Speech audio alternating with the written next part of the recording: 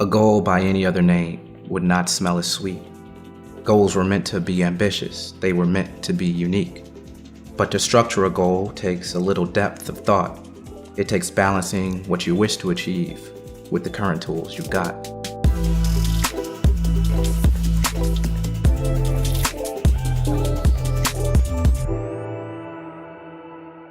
As entrepreneurs, we face a lot of challenges that sometimes don't have anything to do with fundraising, acquiring new customers, or anything blatantly business related.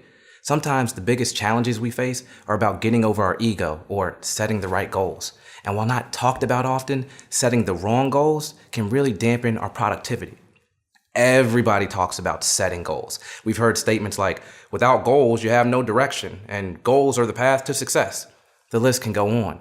But what's often missed in the discussion about these goals is how to structure them in a way that's appropriate for our own lives and expectations. Sure, we've all heard about SMART goals, but goal setting is deeper than that. I mean, deeper than that. As entrepreneurs, because business is so intertwined with our lives, our goals tend to affect multiple elements of our lives.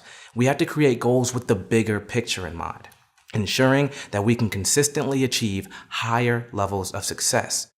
So, we designed a method that we found helpful in creating goals. The first step is to divide your life up into its most valuable segments, such as physical, mental, spiritual, emotional, and social.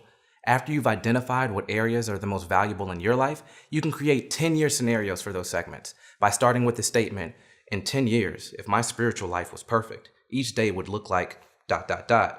Creating these future scenarios backs you into creating goals that can be broken down into daily or weekly action items that get you to the perfect future scenario. And once you've written down all these scenarios, you can create guiding goals. Now, our brains tend to have a way of vetting through the information we write down to create these solid goals, so you might not have to do much refinement. And after you've written them down, you can go through a review process. Are any of your goals attainable with your currently existing knowledge or resources? If so, scratch them out and refine them a bit.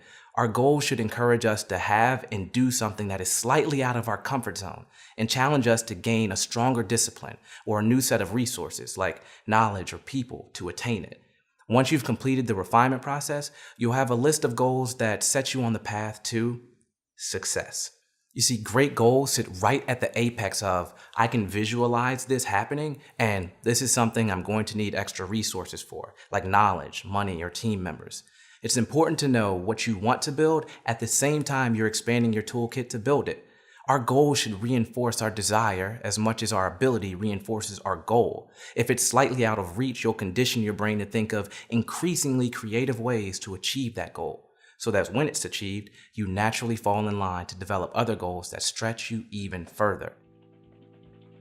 Now, this way of approaching goals stretches you and your neurology, but I'm sure you want to see this in a step-by-step process. Well, just close out of the video, view the checklist, and begin framing your future.